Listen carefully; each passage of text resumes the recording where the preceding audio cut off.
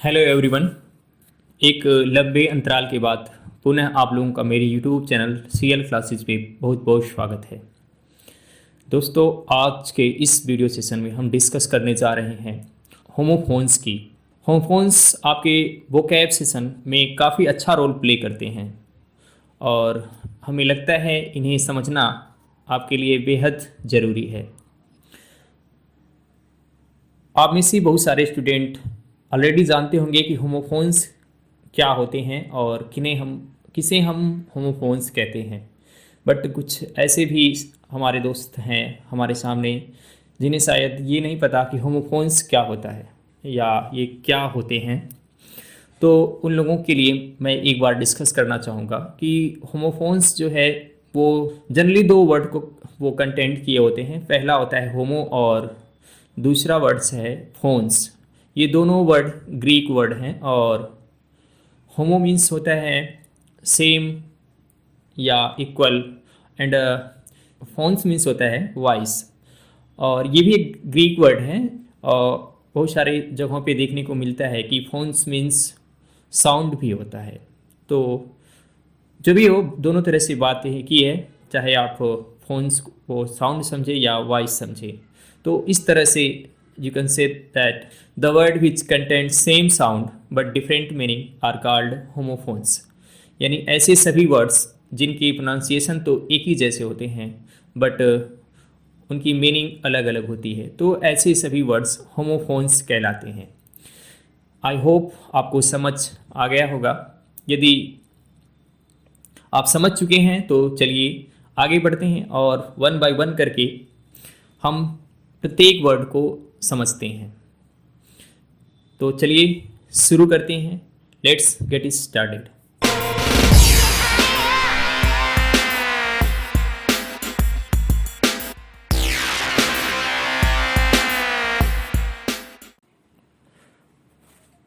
आपके सामने आपके स्क्रीन पे जो हमारा पहला वर्ड है वेनिस। वेनिस एक वर्ब है। Vanish means to be invisible, यानी किसी किसी चीज़ का अदृश्य होना, इरेज होना, समाप्त होना, ये वेनिस कहलाता है। For example, I hate her so much that I made her Venice from my hurt. मैं उसे इतना ज़्यादा नफ़रत करता हूँ कि वो धीरे धीरे मेरे हर्ट से वेनिस हो गई, मतलब समाप्त हो गई। और इसी के सिमिलर एक और वर्ड है वेनिस, जिनका प्रोनाउंसिएशन तो एक ही जैसा है। क्योंकि ये होमोफोन्स है और हम होमोफोन्स पे डिस्कस कर रहे हैं, तो आपके सामने ऐसे सभी वर्ड जो भी आपके स्क्रीन पे रखे जाएंगे उनका प्रोनाउंसिएशन एक ही होगा। तो आपके लिए अगला वर्ड है बैनिश। यहाँ आप देख रहे हैं बी फॉर बॉल से शुरू है और ये वर्ड जो है वी फॉर वैन से स्टार्ट है। तो इसमें जो स्पेल है वो मिसमैच है, बट यहाँ इनका प्रोनाउंसिएशन एक ही है। हालांकि ये दोनों वर्ब के जैसे काम करते हैं। तो ये जो दूसरा वाला वैनिश है, इसका मीन्स होता है to send someone to exile, यानी किसी भी व्यक्ति को वनवास भेजना, यानी वन को भेजना, ये वैनिश कहलाता है। फॉर एग्जाम्पल, इसके लिए हमारे सामने एक बहुत बड़ा एग्जाम्पल है। Lord Ram was vanished for 14 years. भगवान राम को 14 वर्ष के लिए वनवास भेज दिया गया था। तो इस तरह से आप देख सकते हैं कि ये दोनों वर्ड का प्रोनाउंसिएशन तो एक ही है, बट इनके मीनिंग्स में कितनी असमानता है। यहाँ आपके सामने आपके स्क्रीन पे 3 नए वर्ड्स दिख रहे हैं और ये तीनों वर्ड्स जो हैं इनका सेम प्रोनाउंसिएशन होता है। तीनों वर्ड्स को हम टीयर पढ़ते हैं, बट जो फर्स्ट आप पहला वाला जो देख रहे हैं आप, यह एक नाउन है और इसका मतलब होता है a type of liquid shed by eyes. मतलब एक तरह का ये लिक्विड होता है जो आँखों से निकलता है। ये गोल गोल घुमा रहे हैं इंग्लिश में। अगर हिंदी में बात किया जाए तो हम आंसू की बात कर रहे हैं। तो आंसू को हम बोलते हैं tear. For example, I burst into tear when I heard she met with an accident. जब मैंने सुना कि उसका एक्सीडेंट हो गया तो मैं आंसुओं से टूट पड़ा, मैं रोने लगा। और ये जो दूसरा वाला टीयर देख रहे हैं, ये आप एक वर्ब है और इसका मतलब होता है टर्न करना, किसी चीज़ को ब्रेक कर देना, स्प्लिट कर देना, मतलब फाड़ देना, चिथड़ा कर देना। For example, when ever Salman Khan get angry he tears his shirt. जब कभी भी सलमान खान क्रोधित होते हैं तो वो अपना शर्ट फाड़ देते हैं। आप जैसा कि बहुत सारे मूवी में देख चुके होंगे, जब एक्शन सीन होता है तो एक्शन सीन करने के लिए, अपनी बॉडी शो करने के लिए वो अक्सर अपने शर्ट को फाड़ देते हैं। और ये जो लास्ट वाला तीसरा टीयर दिख रहा है, ये भी एक नाउन है और इसका मतलब होता है लाइन या row. For example, every one was in tear during prayer, यानी हर व्यक्ति कतार में था प्रेयर के दौरान। आपके सामने फिर दो वर्ड रखे गए हैं और दोनों का यहाँ भी प्रोनाउंसिएशन एक ही जैसा है, स्टेशनरी और स्टेशनरी। बट जो फर्स्ट वन है यह एक एडजेक्टिव है जिसका मतलब होता है motionless. For example, stationary object are easiest to aim at. जो ऐसी चीज़ें जो स्थिर होती हैं उन पे निशाना बनाना काफ़ी आसान होता है। But second one is a noun, it's means writing kids, यानी कोई भी ऐसी चीज़ जो लिखने के लिए या लेखन के लिए प्रयोग की जाती है वो स्टेशनरी कहलाती है। For example, he has a big shop and sells stationery. उसके पास एक बड़ी सी दुकान है और वो स्टेशनरी बेचता है। तो इस तरह से आप देखें कि इन दोनों वर्ड्स का प्रोनाउंसिएशन सेम था बट इनका मीनिंग काफ़ी जुदा था। आपके लिए आपके स्क्रीन पे अगले नए वर्ड हैं रेज और दूसरा भी रेज। यहाँ जो फर्स्ट रेज है RAISE, ये एक वर्ब है और इसका मतलब होता है टू ग्रो।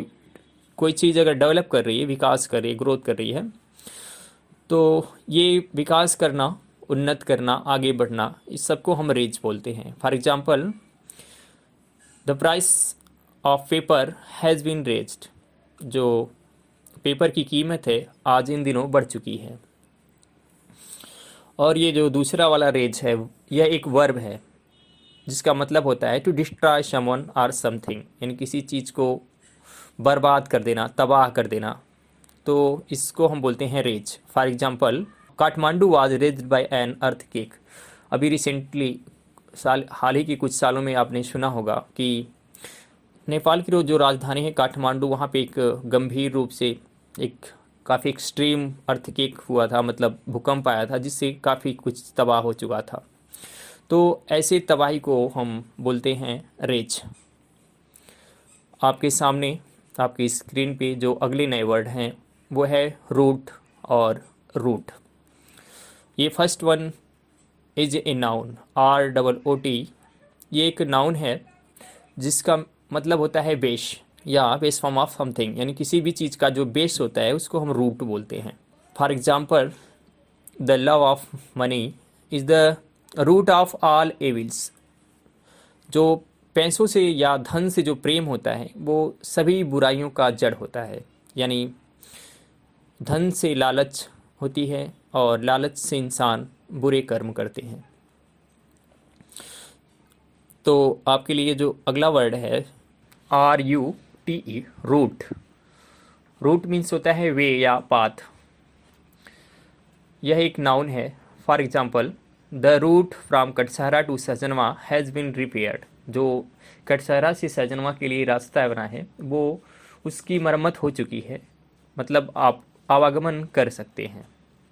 आपके सामने जो ये स्क्रीन पे अगले 3 वर्ड दिख रहे हैं, रोल, रोल और रोल। तो फर्स्ट रोल एक वर्ब है जिसका मतलब होता है बाउल, और अगर बात बाउल की करें तो बाउल मीन्स होता है किसी चीज़ को लुढ़काना या लुढ़कना। For example, the ball rolled under the table. जो बाल था वो टेबल के अंदर रोल कर गया, मतलब वो लुढ़क गया। और ये जो दूसरा वर्ड आप देख रहे हैं ये एक एडजेक्टिव है, हालांकि दोनों का जो स्पेल है वो भी एक जैसा है, दोनों के लेटर्स भी एक ही हैं और दोनों के प्रोनाउंसिएशन भी एक ही हैं। इसको हम होमोग्राफी कहते हैं और इसका मतलब होता है नॉमिनेशन, मतलब हिंदी में अगर बात करें तो नामावली हम कहते हैं। For example, what is your roll number. आपने सुना होगा कि आप जब भी एग्ज़ाम आप देने के लिए तैयार होते हैं तो आप जो बोर्ड होता है आपका रोल नंबर रिलीज करता है। मतलब जो आपकी नामावली नंबर होता है वो आपको प्रोवाइड कराता है। आपके सामने ये जो तीसरा वर्ड दिख रहा है ROLE, रोल।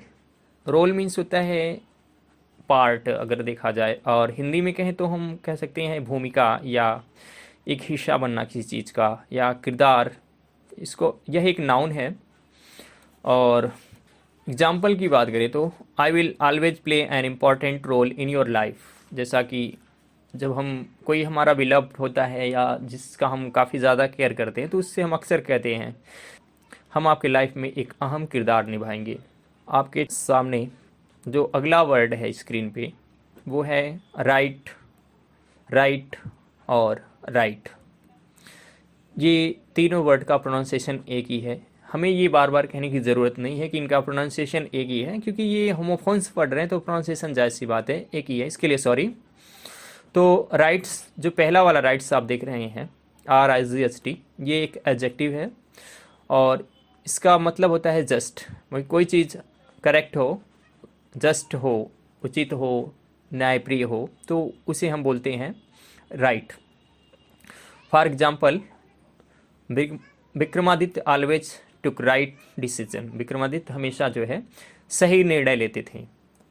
और ये जो दूसरा वाला वर्ड दिख रहा है आपके सामने राइट, RIGHT, यह एक नाउन है और इसका मतलब होता है टू हैव लीगल पावर।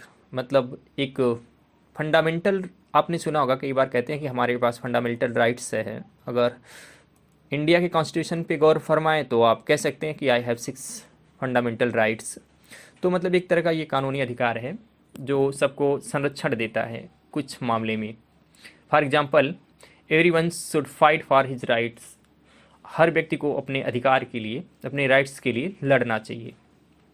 और ये जो तीसरा वाला राइट्स दिख रहे हैं RITE, ये राइट जो है ये एक नाउन है और इसका मतलब होता है रिलीजियस कस्टम, यानी कोई धर्म से लेकर के कोई रिवाज है, ट्रेडिशन है, कोई परंपरा है, सेरेमनी है, तो उसको हम बोलते हैं right. For example, to have her scarf on her head during namaz is the right of इस्लाम।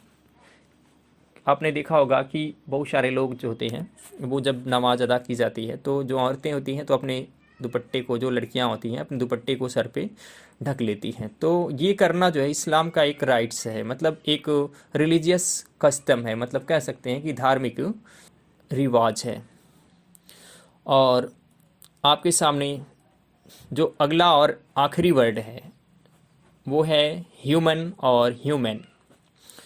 जो HUMAN, ह्यूमन एक एडजेक्टिव है जिसका मतलब होता है रिलेटेड विथ पर्सन, यानी व्यक्ति से संबंधित कोई भी चीज़ होता है तो, या इंसान कह सकते हैं आप, इंसानों से संबंधित चीज़ों को हम ह्यूमन बोलते हैं। For example, human life is मॉर्टल, यानी जो मानवीय लाइफ है वो मॉर्टल है, वो मरणशील है, वो कभी हमेशा के लिए परपेचुअल नहीं है। No one can live forever, कोई भी हमेशा के लिए यहाँ पे रहने नहीं आया है। और ये जो दूसरा वर्ड है ह्यूमन, यह भी एक एडजेक्टिव है जिसका मतलब होता है काइंड या pity. For example, she is a girl of human character, वो काफ़ी दयालु स्वभाव की लड़की है।